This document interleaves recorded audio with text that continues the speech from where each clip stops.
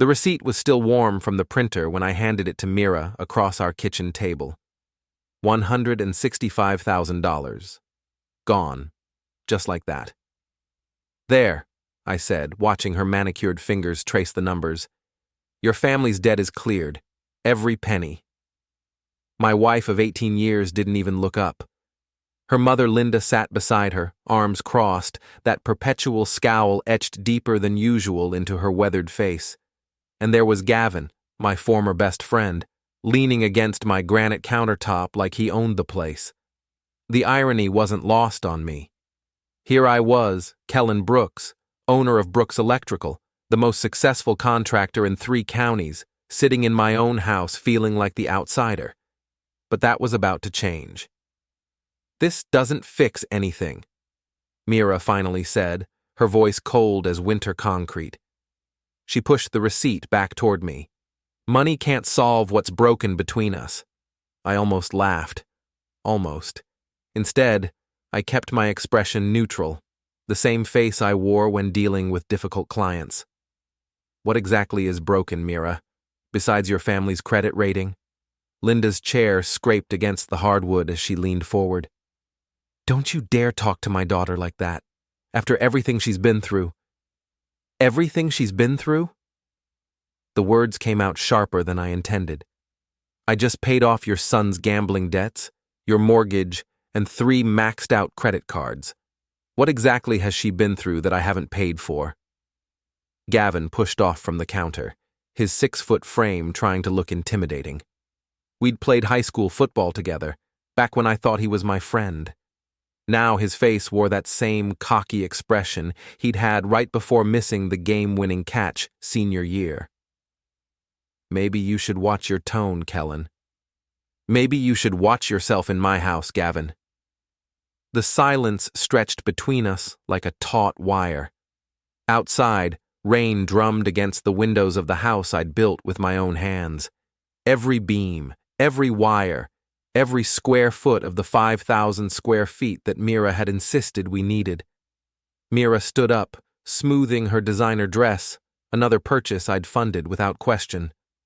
I'm moving out. There it was, the words I'd been expecting for months, but somehow still hit like a sledgehammer to the chest. Not because I'd miss her, that ship had sailed long ago, but because of the sheer audacity of her timing. Moving out, I repeated slowly. Tonight? Tonight. She glanced at Gavin, then back at me. I've already packed. I nodded, processing this information with the same methodical approach I used for electrical blueprints. And where exactly are you moving to? That's not your concern anymore. But Linda couldn't keep her mouth shut. Gavin found her a beautiful place across town, 2 bedrooms, perfect for when the girls visit. The girls, Becca and Riley, 16 and 14 respectively, currently at their friend's house for a sleepover. Convenient timing. I see. I stood up, walked to the kitchen window, and watched the rain wash down the glass. And I suppose you'll be wanting spousal support while you figure things out? The lawyer says I'm entitled to half of everything, Mira said, including the business. Now I did laugh, a short, sharp sound that made all 3 of them shift uncomfortably. The business I built from nothing? The one I've been running 16-hour days for the past 20 years while you've been spending my money on yoga classes and girls' trips? Our money, Linda corrected. Marriage is a partnership. You're right, I said, turning back to face them. It is a partnership, which is why I'm curious about when exactly you were planning to tell me about this decision, before or after you cleaned out our joint accounts. Mira's face flushed. I haven't touched.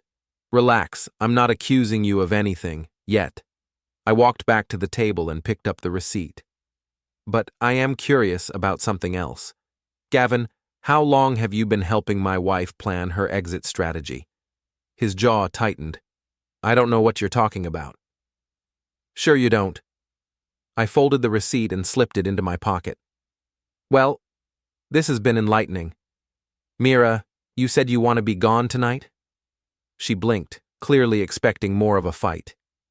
Yes. Good. Be gone by midnight. I'll have the locks changed tomorrow morning.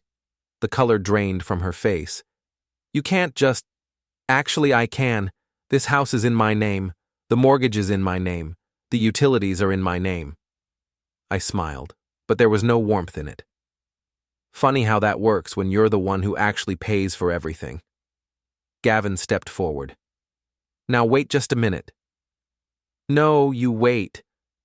I turned to face him fully, and something in my expression made him stop. You want to play house with my wife? Fine. But you'll do it somewhere else, with someone else's money. I pulled out my phone and speed-dialed my assistant Maya. She answered on the second ring. Maya, sorry to bother you on a Saturday night. I need you to come in early Monday morning. We're going to be making some changes to our banking arrangements. I paused, looking directly at Mira. And call Peterson at the bank. Tell him I'll need to restructure some loans. The guarantees I provided for the Hartwell family debt need to be reassigned immediately. Mira's face went white. You can't do that. The bank won't. The bank will do exactly what I tell them to do. I've made them a lot of money over the years. I hung up and smiled at the three shocked faces staring at me. Turns out, when you're the one who actually pays the bills, you get to make the decisions about those bills. Linda stood up so fast her chair nearly toppled. This is outrageous. You can't leave us with nothing. I'm not leaving you with nothing. I'm leaving you with exactly what you had before you married into my family, which, if memory serves, was a whole lot of debt and a bad attitude. Kellen, Mira said, her voice taking on that wheedling tone she used when she wanted something expensive. Let's be reasonable here. We can work this out like adults. You're absolutely right. We can work this out like adults. I walked to the front door and opened it wide. Adults who don't live in my house anymore. The rain was coming down harder now, drumming against the porch roof like machine gun fire. Gavin looked from the open door to Mira, clearly realizing this wasn't going according to their plan. You're making a mistake, he said. The only mistake I made was trusting you, both of you. I gestured toward the door. Now get out of my house. Before we dive deeper into this story, I have one small request. Please subscribe, drop a like, comment, and hit that hype button to boost this channel so more people can discover these incredible Reddit stories. For a moment, nobody moved. Then Linda grabbed her purse and stalked toward the door, muttering under her breath about ungrateful sons-in-law. Gavin followed, shooting me a look that was probably supposed to be threatening. Mira lingered, clearly hoping for some last-minute reprieve. The girls will never forgive you for this.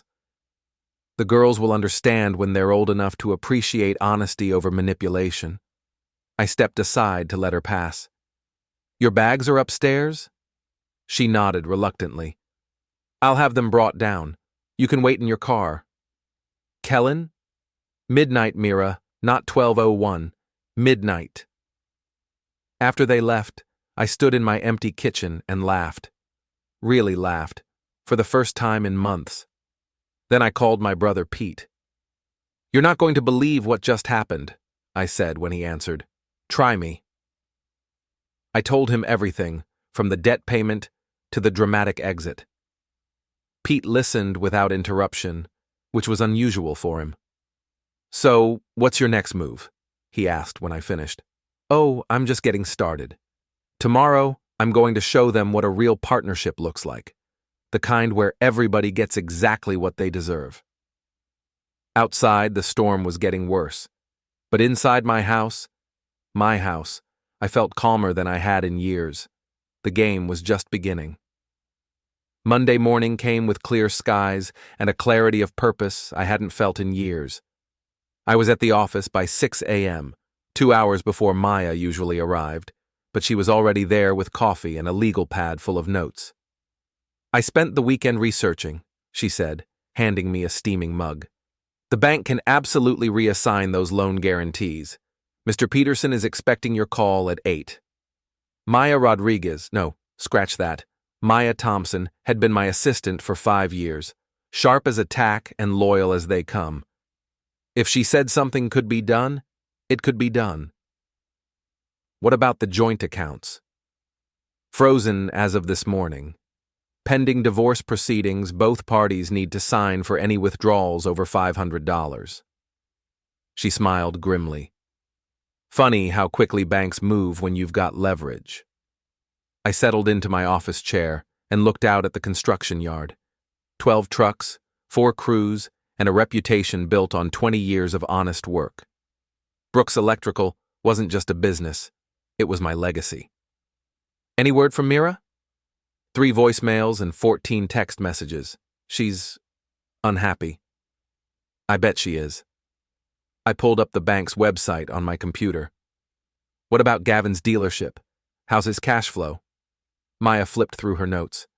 Not great. He's been leveraging pretty heavily. Word is he's behind on his lot rent and his insurance premiums are overdue. Interesting. Very interesting. The phone rang at exactly 8 a.m. Peterson from First National, right on schedule.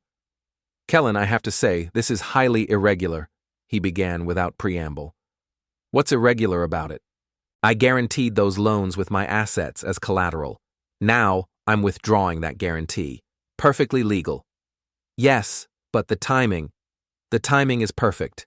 The Hartwells are no longer family. Therefore, I'm no longer responsible for their financial decisions. I leaned back in my chair. Unless you'd prefer to explain to your board why you're forcing me to guarantee loans for people who are actively trying to destroy my business? A long pause. When you put it that way. I thought you might see it my way. How quickly can this be processed? End of business today. Excellent. And Peterson? I'll be looking to expand my commercial lending soon. New equipment, maybe another building. I hope we can continue our mutually beneficial relationship. Of course, Kellen. Always a pleasure doing business with you. After I hung up, Maya handed me another cup of coffee. Phase 1 complete? Phase 1 complete. Now for Phase 2. I called my lawyer next. Jim Carlson had handled my business legal work for a decade, and he answered on the first ring. Jim, I need to file for divorce. Today. Kellen, are you sure? Sometimes these things can be worked out. She moved out Saturday night, with another man, into an apartment he's paying for, I'm sure. A pause. Okay. I'll need you to come in this afternoon. We'll want to file first, before she does. Control the narrative. What about custody? With your work schedule, shared custody is probably the best we can hope for. That's all I want. I'm not trying to keep the girls from their mother. I just want to make sure they know the truth about why their parents are getting divorced. After the lawyer call, I had Maya start making a list. Every asset, every account, every piece of property that Mira might try to claim. It was a long list. Around 10 a.m., my brother Pete showed up with coffee and donuts from the bakery downtown. Figured you might need some moral support, he said, settling into the chair across from my desk. Pete was 3 years older than me and had spent most of his adult life as a mechanic. He had grease permanently embedded under his fingernails and an uncanny ability to see through people's lies. He'd never liked Mira. So what's the plan? He asked. Simple. She wants a divorce. She gets a divorce. She wants half of everything. She can have half of what she actually contributed, which, by my calculation, comes to roughly nothing. Pete grinned. And Gavin? Gavin's about to learn what happens when you mess with someone's livelihood. As if on cue, my phone buzzed with a text message. From Mira. We need to talk. This is ridiculous. I showed Pete the message. He snorted. $20 says she's figured out the bank situation. No bet. Maya, what's our schedule look like today? You've got the Morrison job site at 11, the hospital bid meeting at 2, and the city council presentation at 4. Perfect. A nice, normal day. I stood up and grabbed my hard hat from the hook by the door. Pete, want to come along? I might need a witness. The Morrison job was a new office complex on the north side of town. Big project, good money, and the kind of work that had built my reputation. As we pulled into the construction site, I noticed a familiar car parked across the street. Gavin's BMW. Well, well, Pete muttered. Looks like we've got company. I parked my truck and got out, Pete following. Gavin was leaning against his car, trying to look casual. He straightened up when he saw us approaching. Kellen, we need to talk. Do we? I walked past him toward the construction trailer. I thought we covered everything Saturday night. He followed me. Look, this doesn't have to get ugly. Mira's upset, but she's willing to be reasonable. I stopped and turned to face him. Reasonable. That's an interesting word choice. She just wants what's fair. And what exactly does she consider fair? Gavin shifted uncomfortably. Half the marital assets, standard divorce settlement, including half my business. It's only fair. Fair. I stepped closer, and Gavin instinctively took a step back. You want to know what's fair? Fair is 18 years of marriage where I worked 16-hour days while she spent my money. Fair is me paying for her family's mistakes without complaint. Fair is building a life together based on trust and respect. Kellen, I'm not finished. My voice was getting louder, and I could see the construction workers starting to take notice. Fair is not moving out of my house with my former best friend while I'm at work. Fair is not planning your exit strategy for months while pretending everything is fine. Gavin's face was getting red. You don't understand the situation. I understand it perfectly. You want half of what I built? Earn it. You want to take care of Mira? Take care of her. But you'll do it with your money, not mine. I turned and walked toward the trailer, but Gavin grabbed my arm. Big mistake. I spun around and knocked his hand away. Don't touch me. Pete stepped up beside me, and suddenly Gavin was facing both of us. The construction workers had definitely noticed now, and a small crowd was gathering. This isn't over, Gavin said, trying to salvage some dignity. You're right, I replied. It's not, but you're going to wish it was. He got in his car and drove off, tires squealing. The workers went back to their jobs, but I could see them talking among themselves. Word would spread. In a town this size, it always did. That went well, Pete said. That was just the opening act. The rest of the day proceeded normally, with one notable exception. At the city council meeting, I made sure to mention that Brooks Electrical was looking to expand our operations, possibly hiring another dozen workers. Good news travels fast in a small town. But the best news was waiting for me when I got back to the office. Maya had a stack of papers on my desk and a satisfied smile on her face. The loan reassignment went through, she said. As of 5 p.m. today, the Hartwell family debt is no longer your responsibility.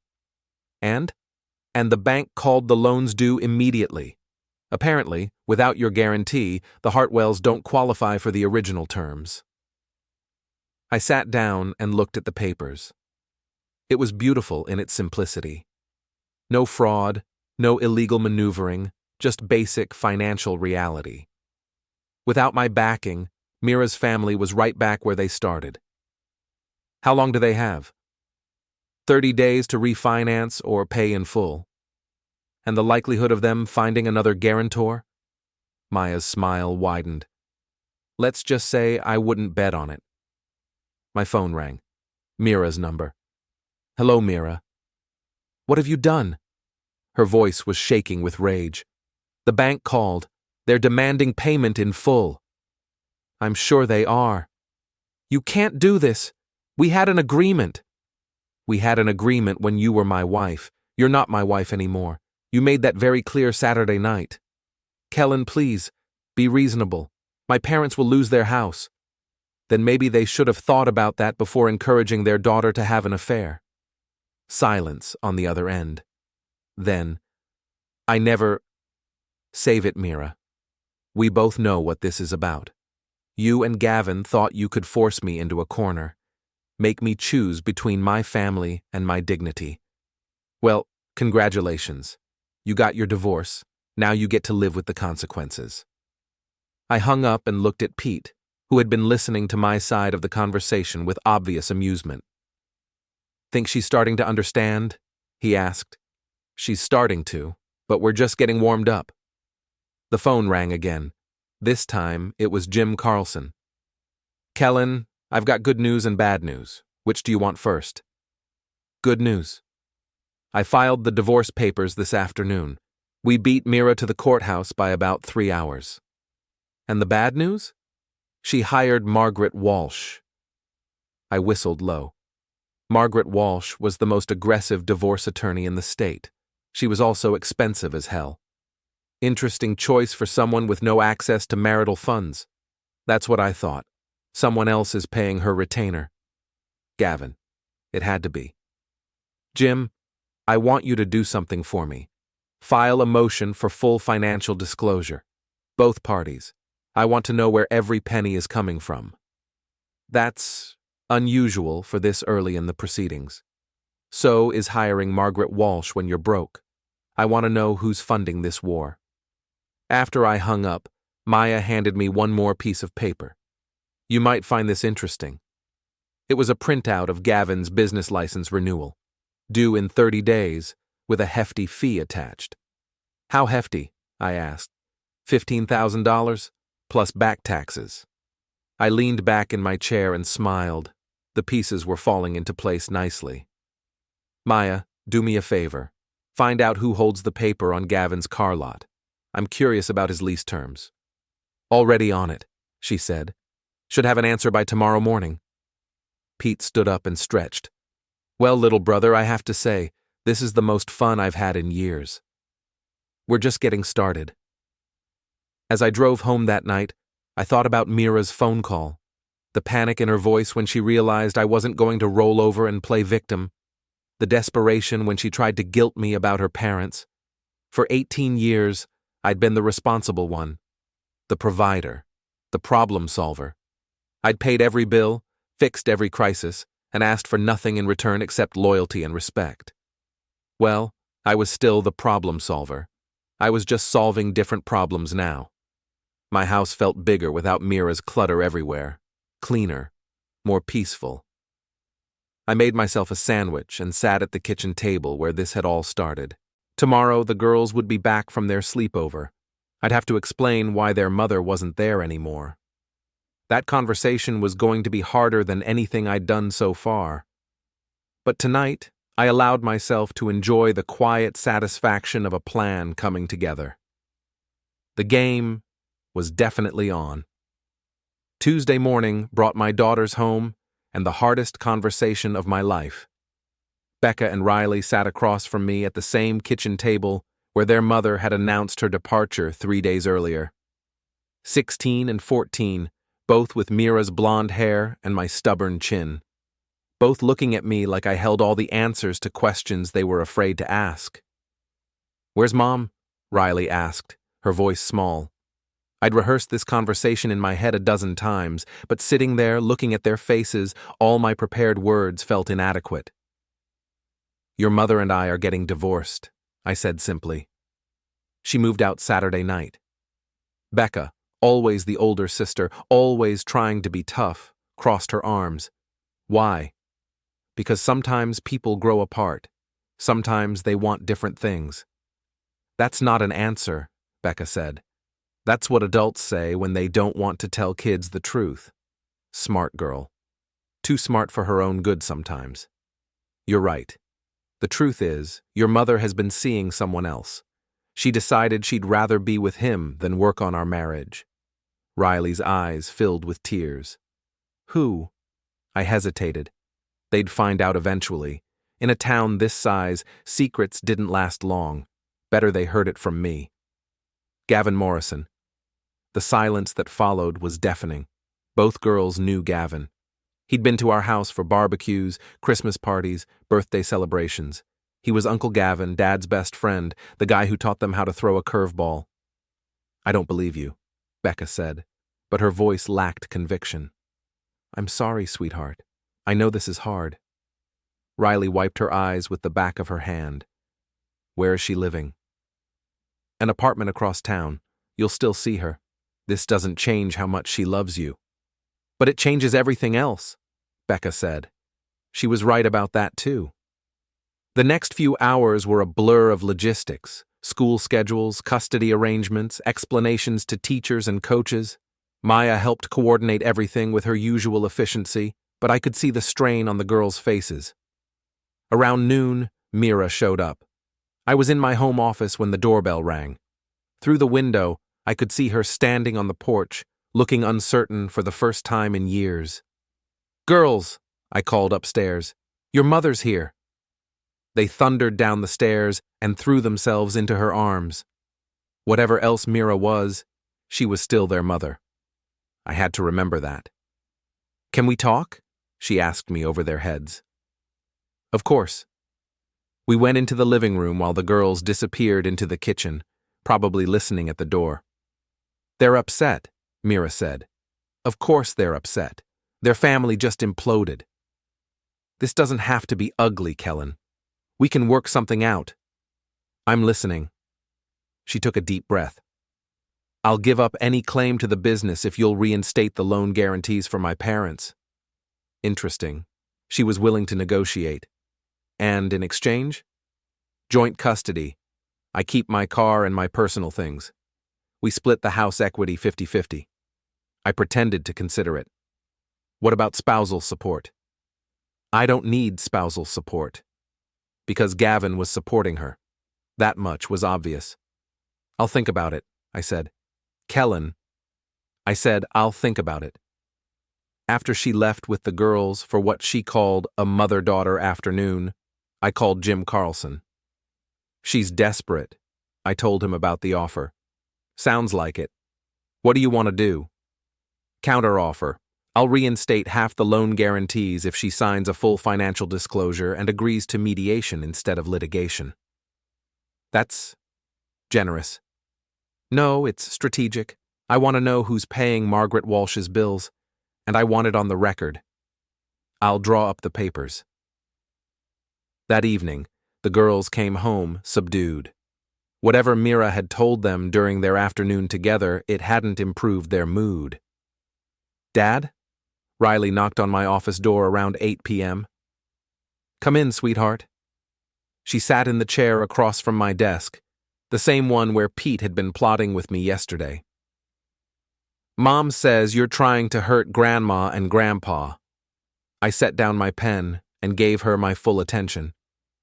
"What do you think?" "I think Mom's scared." "Why do you say that?" She kept checking her phone, and she made 3 phone calls while we were at lunch. She kept saying, "I don't know," and "I'm trying" to whoever she was talking to. Smart kid. Too smart. "Riley, I need you to understand something. Your mother made choices that hurt our family. I'm not trying to hurt anyone, but I'm not going to pretend those choices don't have consequences. But Grandma and Grandpa didn't do anything wrong. Didn't they?" She frowned, thinking. "What do you mean?" "Your grandmother knew about your mother and Gavin. She encouraged it. She helped plan it." Riley's eyes widened. "How do you know?" "Because she told me so. Saturday night she bragged about how Gavin had found your mother a beautiful place to live." "Oh. I'm not trying to hurt anyone, sweetheart, but I'm not going to let anyone hurt this family anymore either." She nodded slowly. "Becca thinks you should fight back." "What do you think?" "I think you already are." Wednesday brought news from Maya that made my day considerably brighter. "Gavin's car lot lease is held by Meridian Properties," she said, setting a folder on my desk. "Guess who owns 40% of Meridian Properties?" I opened the folder and smiled. Tom Patterson. Tom Patterson owed me big time. I'd rewired his entire office complex 2 years ago when his previous contractor had botched the job so badly it nearly burned the building down. I'd done it at cost and finished it in half the time he'd been promised. "Get Tom on the phone." "Already did.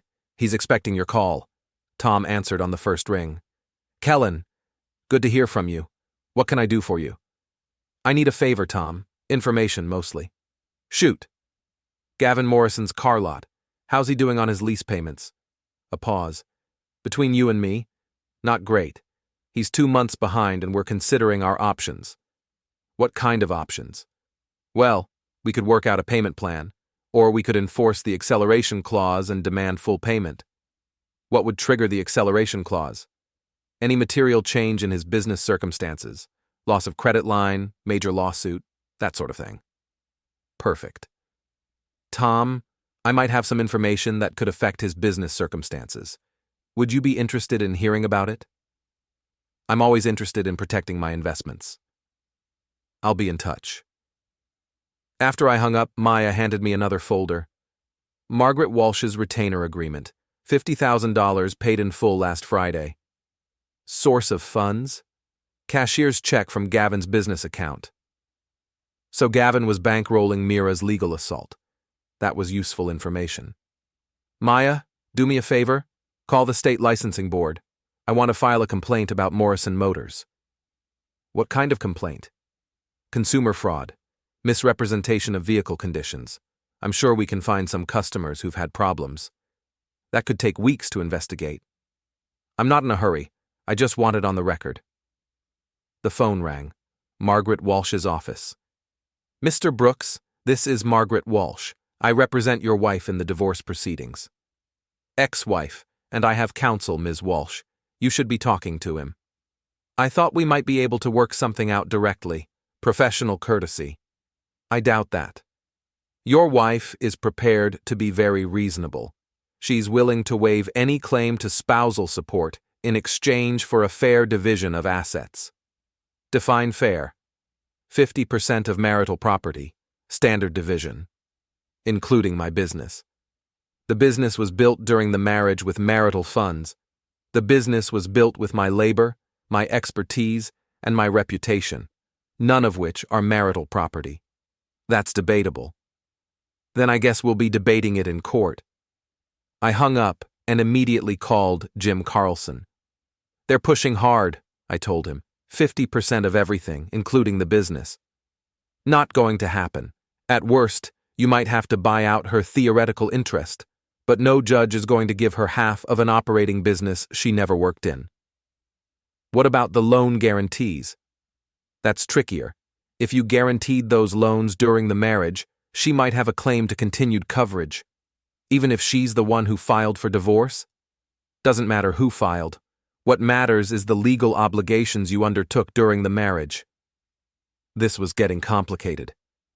Jim, I want you to do something for me. File a motion to compel discovery on the source of her legal fees.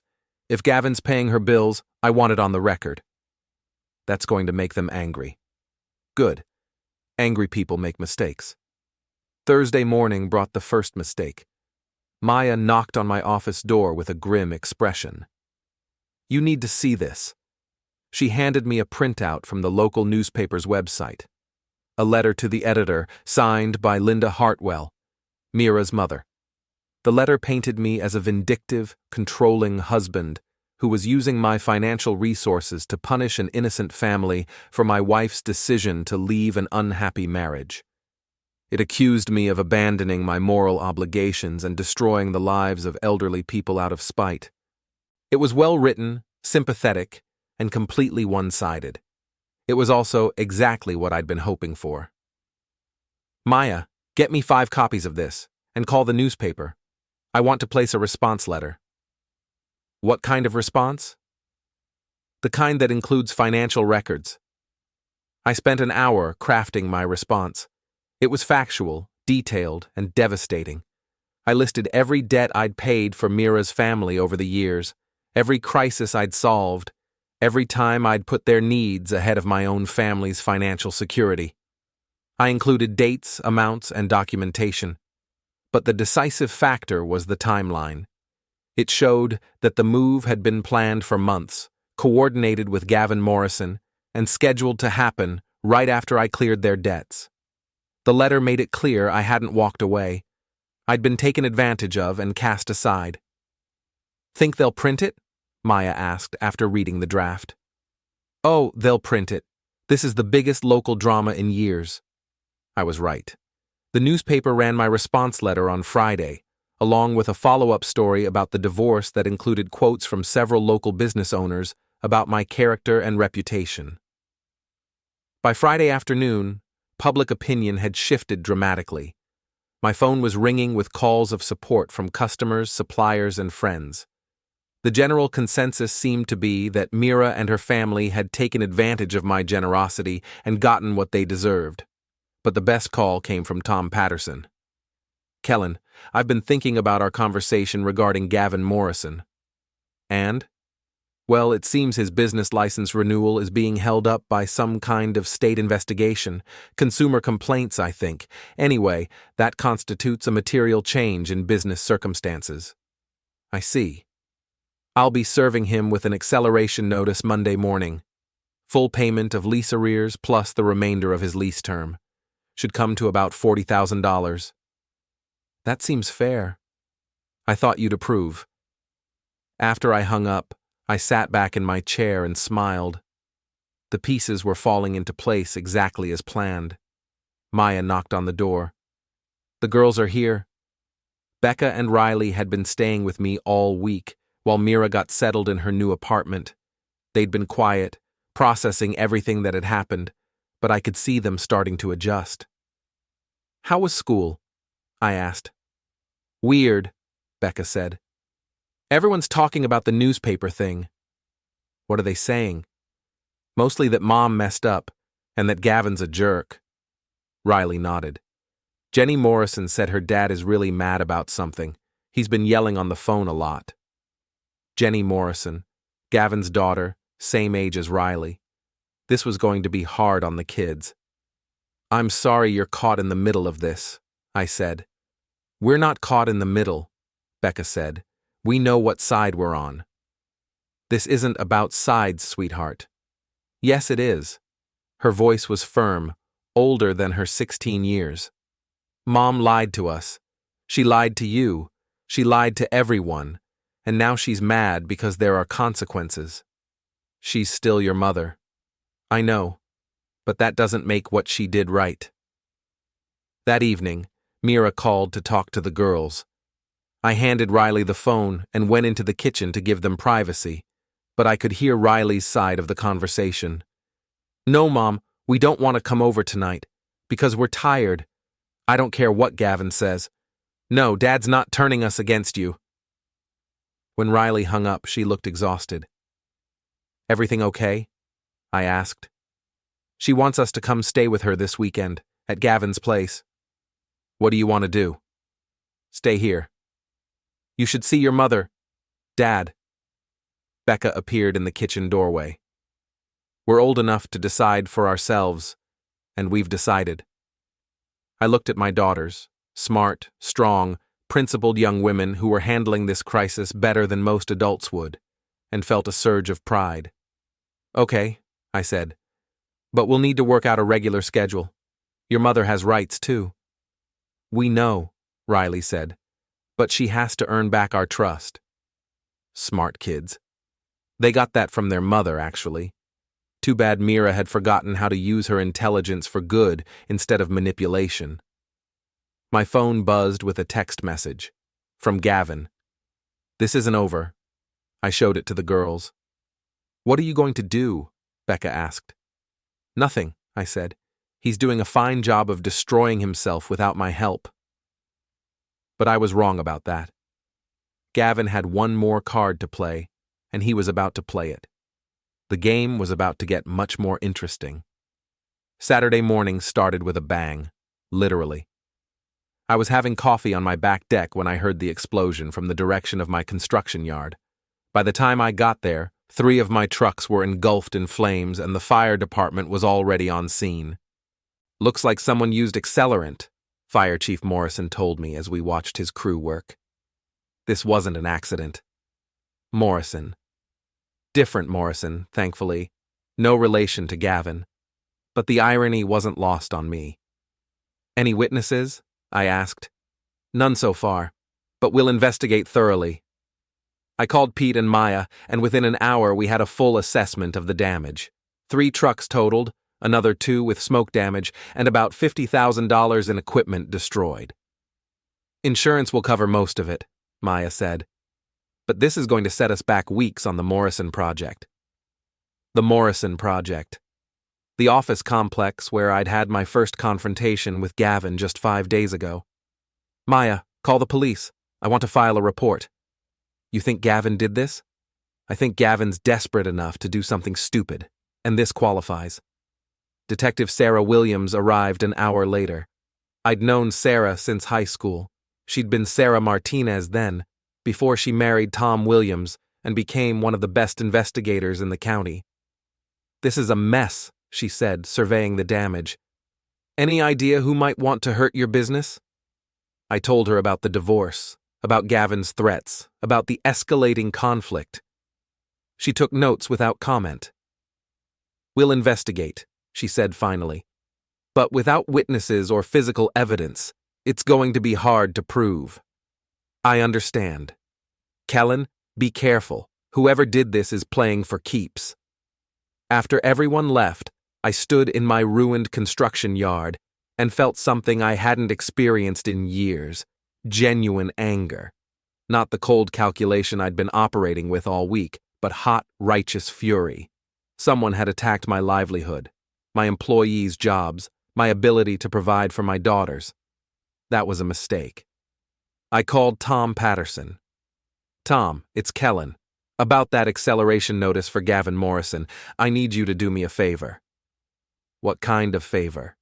Serve it publicly, at his dealership, during business hours, with as many witnesses as possible. That's unusual.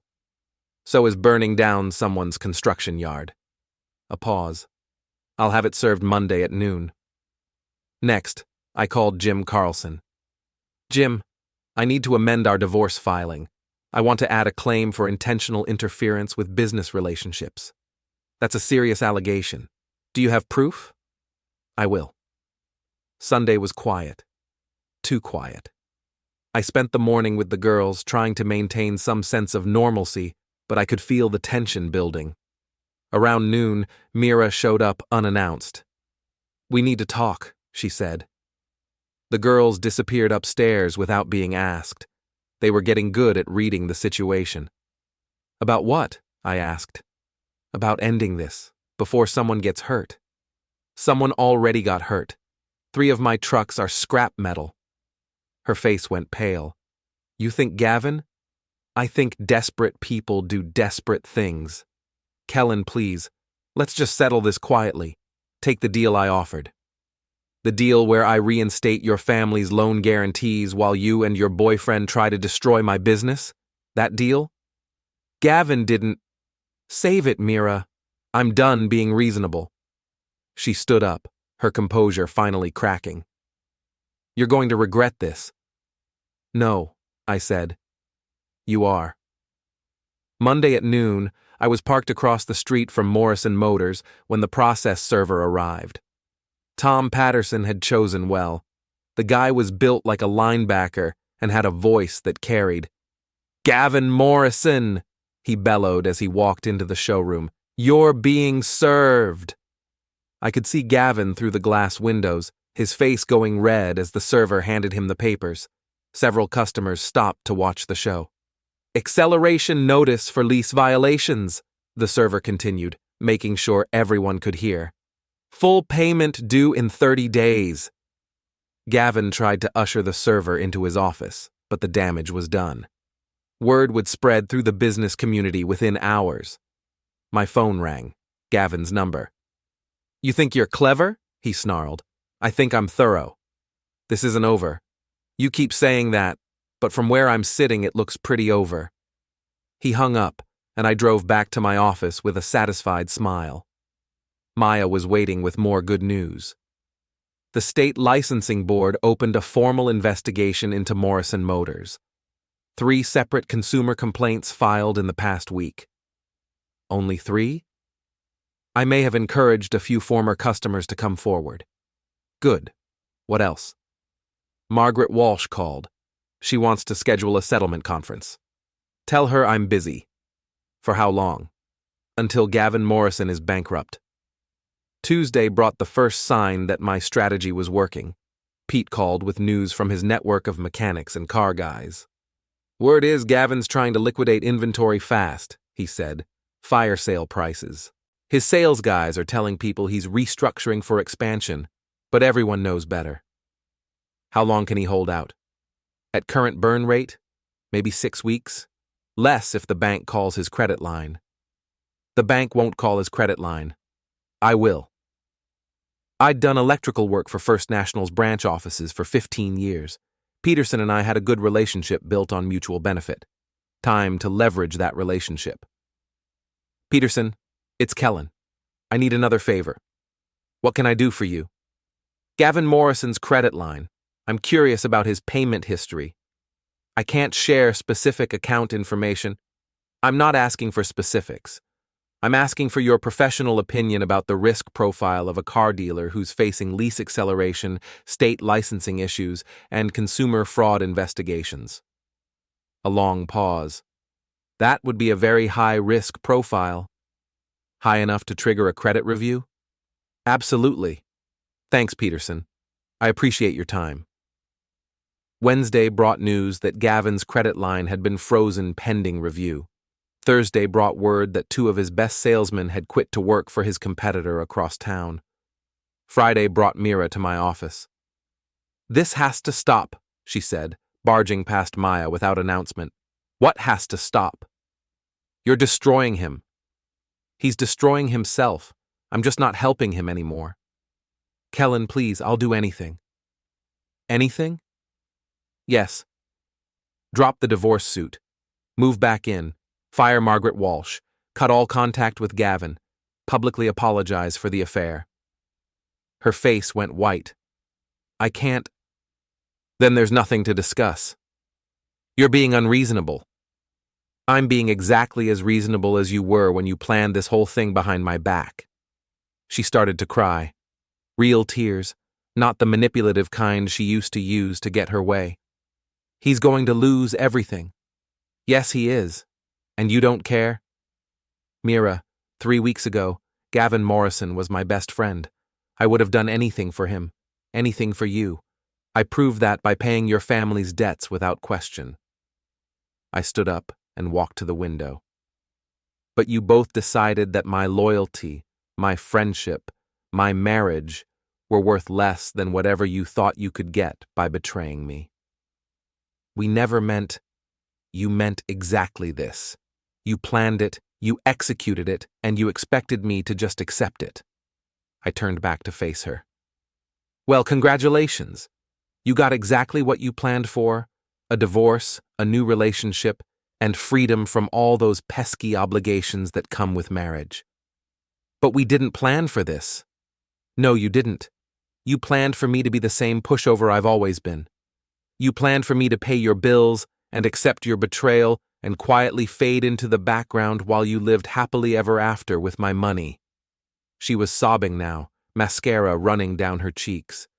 The problem with betraying someone, I continued, is that you can only do it once.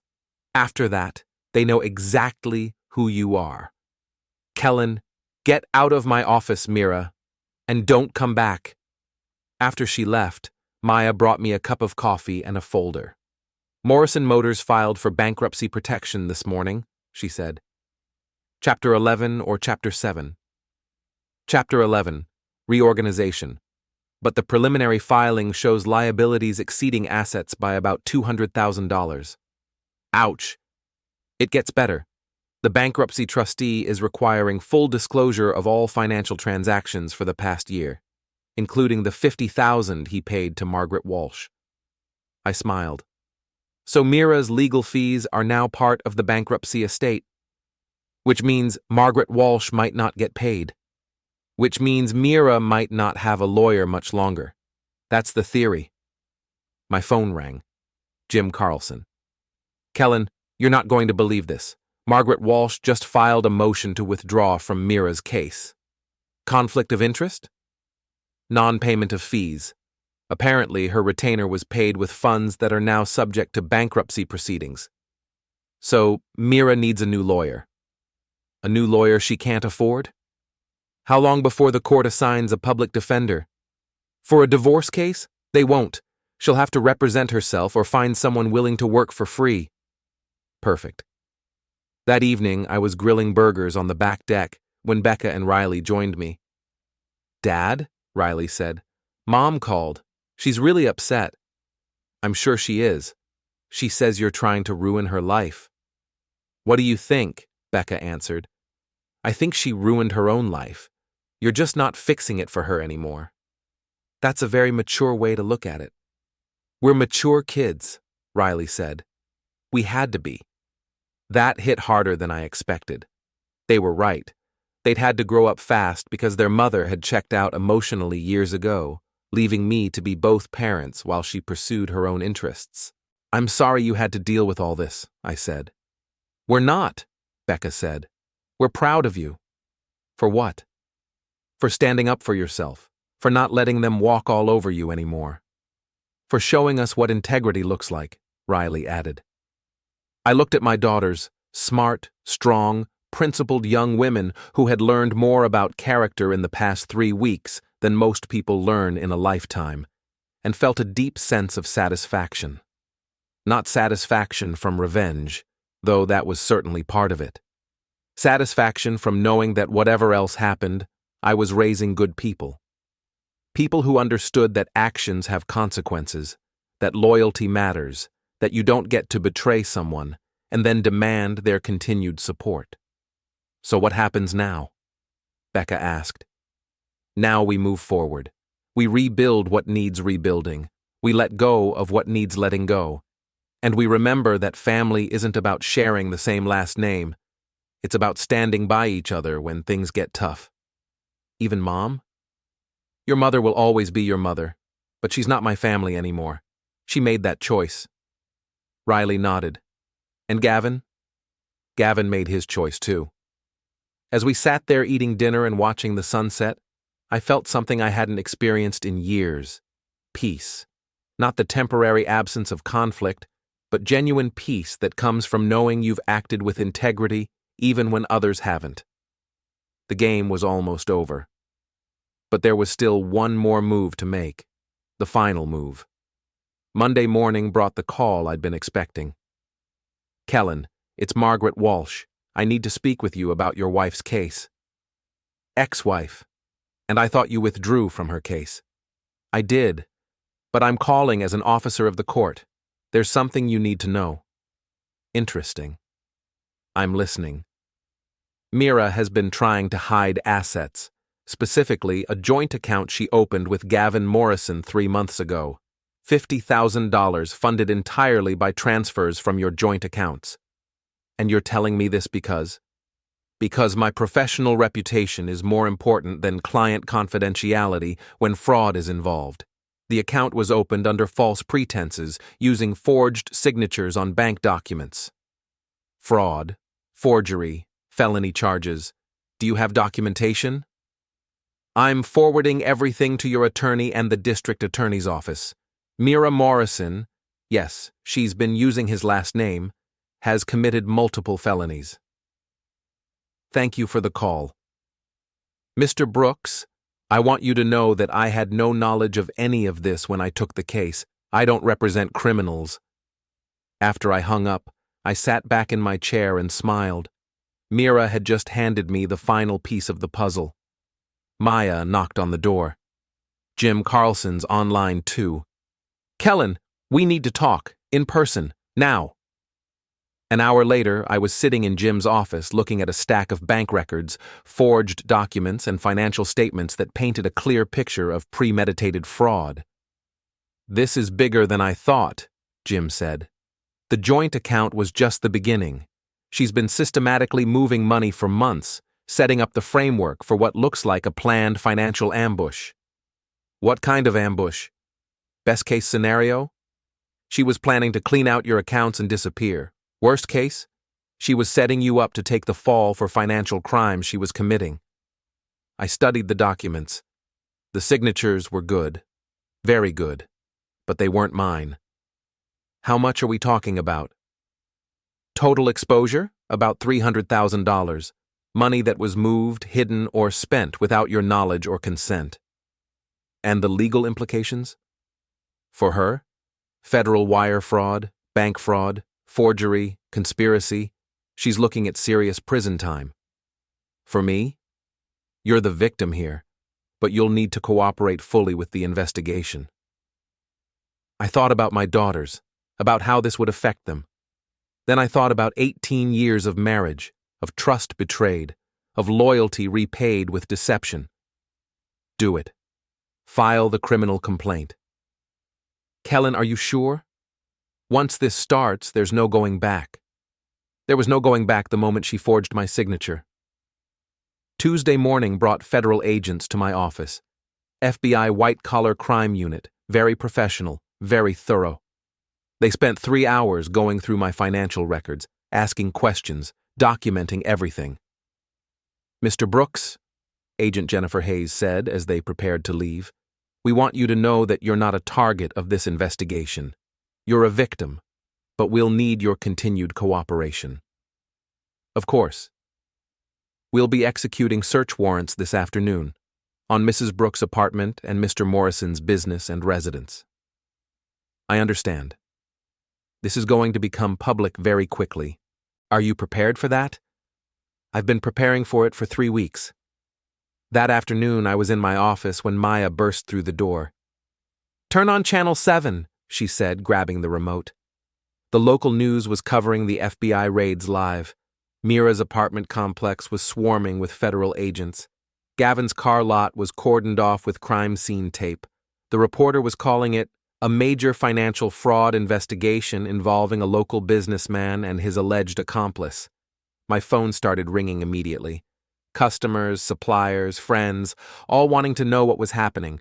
I referred them all to Jim Carlson's office. But the call I was really waiting for came at 5 p.m. Dad? Becca's voice was shaky. We're at school. There are reporters here. They're asking about Mom. Where are you exactly? Principal Morrison's office. Another Morrison. This town was full of them. Stay there. I'm coming to get you. The drive to the high school took 10 minutes, but it felt like an hour.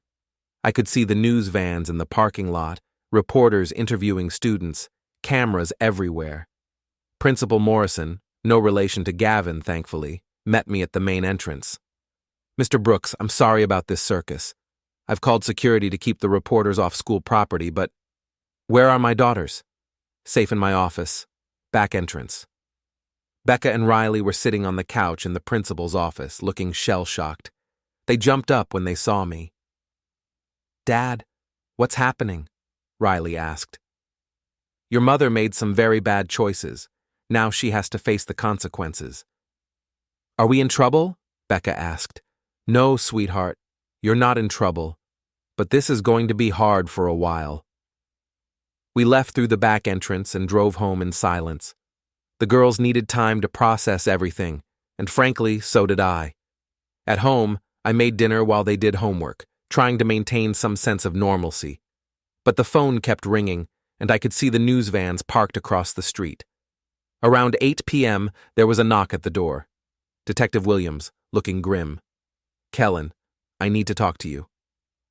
We sat in the living room while the girls stayed in the kitchen. We arrested Mira an hour ago, she said. Federal charges. She's being held without bail pending arraignment. And Gavin? Also arrested. The FBI found evidence of a broader conspiracy. Money laundering, wire fraud, conspiracy to commit fraud.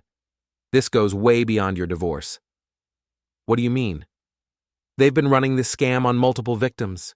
You're not the first husband Gavin has helped a wife defraud. You're just the first one who fought back hard enough to expose the whole operation.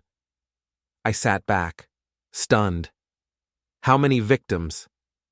At least 6 that we know of so far, probably more. The FBI is calling it a organized fraud ring. And I was just, you were the target that got away, and when you started fighting back, you exposed everything. After Detective Williams left, I sat in my kitchen and tried to process what I'd learned. Mira hadn't just betrayed our marriage. She'd been part of a criminal conspiracy that had destroyed multiple families. The girls came in and sat with me. Dad, Riley said, are you okay? I'm processing. Is Mom going to prison? Becca asked. Probably. They absorbed this in silence. I'm sorry, I said. I know this isn't what you wanted. Dad, Becca said, we stopped wanting Mom to come home about 2 weeks ago. Why? Because she stopped being our mom a long time ago. She became someone we didn't recognize. Riley nodded. Someone who lies and steals and hurts people. She's still your mother. No, Becca said firmly. A mother protects her children. A mother doesn't put her children in danger or embarrass them or make them choose between right and wrong. A mother doesn't commit crimes. The person who gave birth to us was our mother, Riley added. But the person who got arrested today is a stranger. I looked at my daughters, wise beyond their years, clear-eyed about right and wrong, unshakable in their moral compass, and felt a surge of pride mixed with sadness. They were right, of course. The Mira I'd married, the woman who'd given birth to these amazing girls, had disappeared years ago. What remained was someone I didn't recognize, someone capable of crimes I never would have imagined. Wednesday brought the arraignment. I didn't attend, but Jim Carlson did, and he called me afterward with the details. Mira pled not guilty to all charges, he said. But the evidence is overwhelming. Her court-appointed attorney is already talking about a plea deal. What kind of deal? Cooperation in exchange for reduced sentences. The FBI wants the whole network. And if she doesn't cooperate? 20 to 30 years in federal prison. And if she does, maybe 10 to 15. Either way, my daughters would be adults before their mother was free. Thursday brought a call from Tom Patterson. Kellen, I wanted you to know that we're foreclosing on Morrison Motors. The bankruptcy filing was fraudulent. Most of his debts were hidden from the court. What happens to the property? Public auction next month. You interested? I thought about it. Gavin's car lot, the symbol of his success and arrogance, available for purchase. What's the minimum bid? $50,000. Property's worth at least $200,000, but the legal complications will scare off most bidders. Put me down for $75,000. Done. Friday brought the girls home from school with news that the reporters were finally gone and life was returning to normal, or what passed for normal in our new reality. Dad? Riley said over dinner. What's going to happen to us now? What do you mean? I mean, are we going to be okay, financially? Smart question. The fraud investigation had frozen some of our assets, and the legal fees were mounting. We're going to be fine, I said. The business is strong, the house is paid for, and most of the stolen money will be recovered eventually. But what about college? Becca asked. What about it? Can we still afford it? Sweetheart, you could both go to Harvard and I could still afford it. Your college funds were never at risk. They looked relieved. Besides, I added, I have a feeling we're about to come into some unexpected assets. What do you mean? Let's just say that crime doesn't pay, but justice sometimes does. That evening I sat on my back deck and looked out at the yard where this had all started 3 weeks ago. 3 weeks that had transformed my life, my family, and my understanding of the people I'd trusted most. The game was over. I'd won, but the victory felt hollow. Not because I regretted my actions, I didn't, but because the cost had been so high for everyone involved. My daughters had lost their mother to federal prison. My marriage of 18 years was over. My best friendship was destroyed. A criminal conspiracy had been exposed, but multiple families had been devastated in the process. But there was one more chapter to write. One final confrontation that would bring everything full circle. The auction was in 2 weeks, and I had plans for that property that would serve as a permanent reminder of what happens when you betray trust and break faith with the people who love you.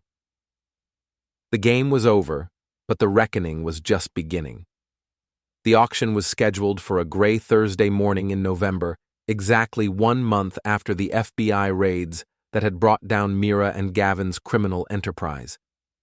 I arrived early and parked across the street from Morrison Motors, watching as county officials set up tables and a small crowd of potential bidders gathered. The lot looked abandoned. Weeds were already growing through cracks in the asphalt, and someone had spray-painted "Closed by FBI" across the main showroom window. It was a far cry from the gleaming dealership where Gavin had once held court like a small-town king. Pete joined me at 9 a.m. carrying coffee and wearing a satisfied grin. "You sure about this?" he asked. "I'm sure." "What are you going to do with a car lot?" "You'll see." The auctioneer called the proceedings to order at exactly 10 a.m. There were maybe 20 people in attendance, mostly curiosity seekers and bargain hunters who had no idea what they were really bidding on. "First item," the auctioneer announced. "The commercial property located at 1247 Industrial Boulevard, consisting of 2 acres, showroom building, service bays, and office space. Minimum bid $50,000. A few hands went up. 55, 60, 65. 75,000, I called out. Heads turned. A few people recognized me and started whispering among themselves. The bidding continued, but half-heartedly. Most people didn't want to get into a bidding war with the man who'd exposed the fraud that led to this auction. 80,000, someone called from the back. I turned to see who was bidding against me. A man in an expensive suit, probably a developer looking to flip the property. 100,000, I said. The developer shook his head and walked away. The auctioneer looked around for other bidders, found none, and brought down his gavel. Sold to Mr. Brooks for $100,000. I owned Gavin Morrison's former kingdom. The paperwork took an hour.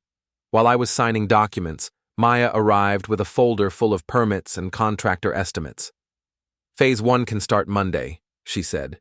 Demolition crew is already scheduled. Demolition? Pete asked. The showroom has to come down, I explained. Structural damage from the FBI search. Cheaper to rebuild than repair. Pete grinned. And what exactly are we rebuilding? I pulled out the architectural plans Maya had commissioned. Brooks Electrical Training Center, full-service electrical education facility, apprentice programs, continuing education, safety certification. Pete studied the plans. That's actually brilliant. It gets better. We're partnering with the community college and the state licensing board. Full accreditation, job placement assistance, the works. How many students? Eventually? Maybe 200.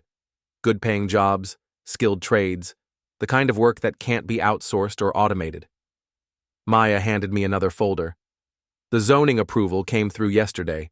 Construction can start as soon as demolition is complete. And the funding?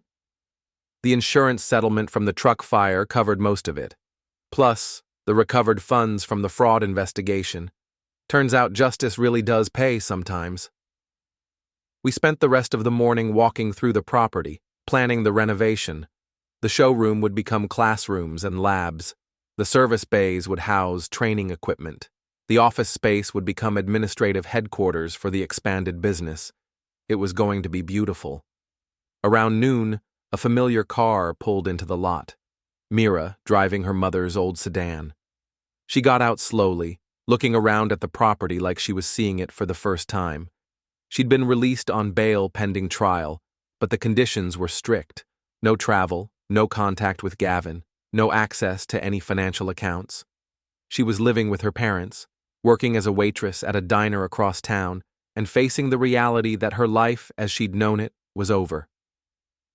"Kellen," she said, walking over to where Pete and I were standing. "I heard about the auction. Word travels fast. Can we talk? Privately?" Pete started to object, but I waved him off. "It's okay." We walked to the far corner of the lot, away from the workers and the remnants of Gavin's failed empire. "I wanted to apologize," she said. "For which part?" "All of it, the affair, the lies, the fraud." She looked down at her hands. "I know it doesn't matter now, but I need you to know that I never meant for it to go this far." "What did you mean for it to be?" "I don't know. A way out, maybe. A chance to start over. By destroying everything we'd built together." I was angry. At you, at my life, at feeling trapped. She looked up at me, and I could see the exhaustion in her eyes. I thought you didn't love me anymore. I didn't. I hadn't loved you for years. But I respected you. I honored our commitments. I protected our family. I know. Do you?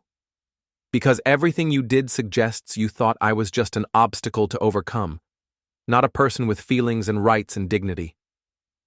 She started crying, not the manipulative tears she'd used during our marriage, but genuine grief for what she'd lost. I know I can't fix this, she said. I know you'll never forgive me, but I need you to know that I'm sorry, and I need to ask you for one favor. What favor? Don't let the girls hate me forever. I looked at this woman I'd been married to for 18 years, this stranger who'd committed crimes I couldn't have imagined, this broken person who'd destroyed her own life through greed and selfishness. Mira, I can't control how the girls feel about you. They're smart enough to make their own decisions about right and wrong. But you could influence them. I could. But I won't. They need to figure out for themselves how to reconcile loving their mother with condemning her actions. That's not fair. Fair? I almost laughed. You want to talk about fair? Fair would have been you coming to me 2 years ago and saying you were unhappy. Fair would have been marriage counseling or honest conversation, or even just asking for a divorce before you started stealing from me. I know. Fair would have been thinking about how your choices would affect your daughters before you decided to commit federal crimes with my former best friend. She was sobbing now, the full weight of her situation finally hitting her. I've lost everything, she whispered. Yes, you have. And you're glad. I thought about that question seriously. Was I glad? Was this the outcome I'd wanted when I started fighting back? I'm not glad you're suffering, I said finally. I'm not glad our daughters lost their mother. I'm not glad 18 years of marriage ended this way. But I'm glad the truth came out. I'm glad you can't hurt anyone else the way you hurt me. And I'm glad our daughters learned that actions have consequences, even when those actions are committed by people they love. She nodded, accepting the finality in my voice. What happens now? She asked. Now you serve your time. You rebuild your life. You try to become someone your daughters can respect again. And you? I gestured toward the property around us. I build something better than what was here before. After she left, Pete rejoined me. How do you feel? He asked. Tired, sad, relieved. Any regrets? I thought about that. Did I regret exposing the fraud? Did I regret fighting back? Did I regret the destruction of my marriage and my friendship with Gavin? No, I said. No regrets. Not even about Mira? Especially not about Mira. She made her choices. I made mine. That evening, I sat down with Becca and Riley to tell them about my conversation with their mother. How is she? Riley asked. Scared, sorry, facing the consequences of her choices. Did she ask about us? Becca asked. She asked me not to let you hate her forever. What did you tell her? I told her that was your decision to make. They absorbed this in silence. Dad? Riley said finally. We don't hate her. I'm glad. But we don't respect her either. That's understandable. Will we ever? Becca asked. I don't know, sweetheart. Respect has to be earned, and earning it back after something like this, that's going to take a very long time. What if she never earns it back? Then you'll have learned something important about the difference between loving someone and trusting them. 6 months later, the Brooks Electrical Training Center opened its doors to its first class of 30 students. The ribbon-cutting ceremony was attended by the mayor, the city council, and half the business community. Becca and Riley, now 17 and 15, helped me cut the ribbon. They'd grown up a lot in the past year, become more serious, but also more confident. They knew who they were and what they stood for. Dad, Becca said as we watched the first students tour their new classrooms, are you happy? I looked around at what we'd built together. Not just the training center, but our new life as a family of 3. It wasn't the life I'd planned, but it was honest and clean and built on truth instead of lies. Yes, I said, I'm happy. Even without Mom? Especially without your mother. The person she became, anyway. Riley pointed to a plaque by the main entrance. What does that say? I read the inscription aloud. Dedicated to the principle that honest work, honestly done, builds character as well as careers. That's what this is all about, I told them. Building something real, something that lasts, something you can be proud of. As we stood there watching the next generation of electricians begin their training, I thought about the journey that had brought us here, the betrayal that had started it all, the anger that had fueled my response, the satisfaction of seeing justice done. But mostly, I thought about the future, about the young people who would learn their trades in this building, about the families they would support with honest work, about the legacy we were building together. The game was over. I had won. But more importantly, we were all moving forward.